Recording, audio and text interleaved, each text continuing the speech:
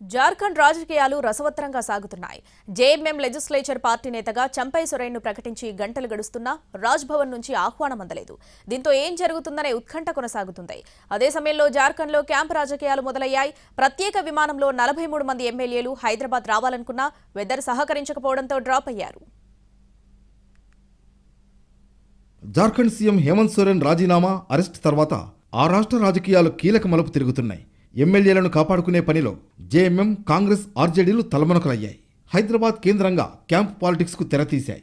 ఇందులో భాగంగా 43 మంది ఎమ్మెల్యేలను రాంచీ నుంచి ప్రత్యేక విమానంలో హైదరాబాద్కు తరలించాలనుకున్నారు. కానీ బ్యాడ్ వెదర్తో ఆగిపోవాల్సి వచ్చింది. జేఎంఎం ఎల్పీ నేత చంపై నిన్న సాయంత్రం గవర్నర్ సిపి రాధాకృష్ణన్ను కలిశారు. మద్దతుగా ఉన్న 43 మంది ఎమ్మెల్యేల లేఖను ఆయనకు అందజేశారు. ప్రభుత్వం ఏర్పాటుకు ఆహ్వానించాలని కోరారు. కొత్త ప్రభుత్వం ఏర్పాటు ప్రక్రియను వెంటనే ప్రారంభించాలని గవర్నర్ను కలిసి కోరామని చంపై సోరెన్ అన్నారు. మద్దతిచ్చే ఎమ్మెల్యేల సంఖ్య 47కు పెరుగుతుందని ఆయన ధీమా వ్యక్తం చేశారు.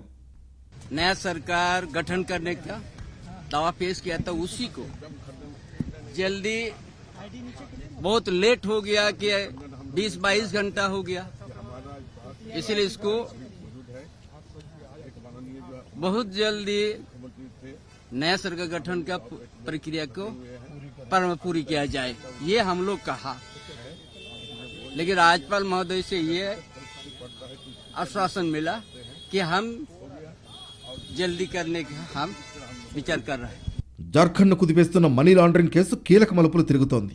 ఈ కేసులో ఈడీ అరెస్టు చేసిన జార్ఖండ్ మాజీ సీఎం హేమంత్ సోరెన్ కు రాంచీలోని పీఎంఎల్ఏ కోర్టు ఒకరోజు జ్యుడిషియల్ కస్టడీ విధించింది. తదుపరి విచారణను ఇవాళకి వాయిదా వేసింది. మరోవైపు మనీ లాండరింగ్ కేసు కింద ఈడీ తనను అరెస్టు చేయడాన్ని జార్ఖండ్ మాజీ సీఎం హేమంత్ సోరెన్ సుప్రీంకోర్టులో సవాల్ చేశారు. పిటిషన్ను విచారణకు స్వీకరించిన అత్యున్నత న్యాయస్థానం ఇవాళ విచారణ చేపడతామని తెలిపింది.